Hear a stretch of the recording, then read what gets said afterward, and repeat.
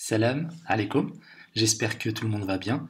Aujourd'hui, on va voir un peu comment exprimer le temps et l'espace dans un texte.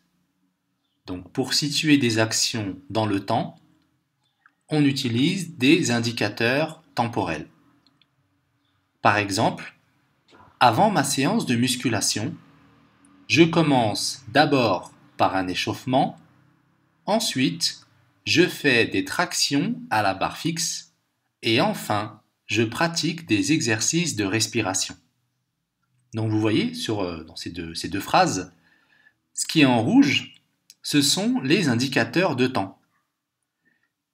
Avant, d'abord, ensuite, enfin.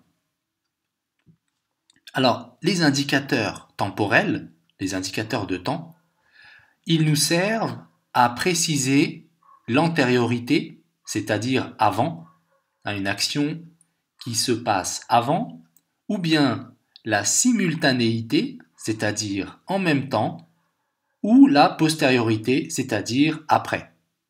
Comme ici, l'antériorité, c'est avant.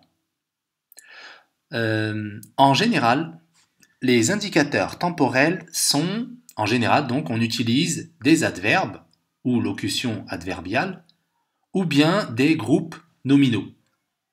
Alors pour les adverbes, on a avant, d'abord, ensuite, enfin. Pour les locutions, on a plus tard, plus tôt, voilà, etc. Il y en a plusieurs. Et les groupes nominaux, ça va être un jour, la semaine suivante, le lendemain, etc. Donc ça, c'était pour les indicateurs temporels. Maintenant, on va voir les indicateurs spatiaux dans l'espace.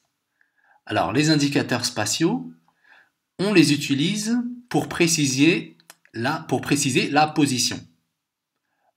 Par exemple, la position des personnages ou des objets dans l'espace. Par exemple, pour arriver à la salle de sport, je prends à droite, puis à gauche. Le club se trouve en face du parc. Donc ici, dans cette phrase, les indicateurs spatiaux, ça va être à droite, à gauche, en face. Vous voyez? Ce sont ces indicateurs justement qui nous indiquent un petit peu où on se situe dans l'espace. Alors en général, les indicateurs spatiaux, bon c'est comme les indicateurs temporels, hein, ça va être des adverbes ou des locutions adverbiales, par exemple ici, dedans, à droite, à gauche, ou bien des groupes nominaux à l'arrière, à l'avant, au premier plan, etc.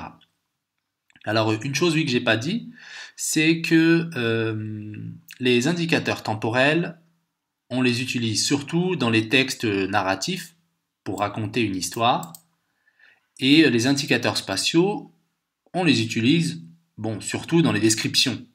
Hein, quand on veut faire une description, on utilise les indicateurs spatiaux. Pour résumer, pour situer dans le temps, quand on veut situer dans le temps, on utilise des indicateurs temporels, voilà, donc surtout dans les textes narratifs. Et pour situer dans l'espace, on utilise des indicateurs spatiaux, voilà, notamment pour les descriptions. Ce sera tout pour la petite vidéo. À la prochaine, Inch'Allah.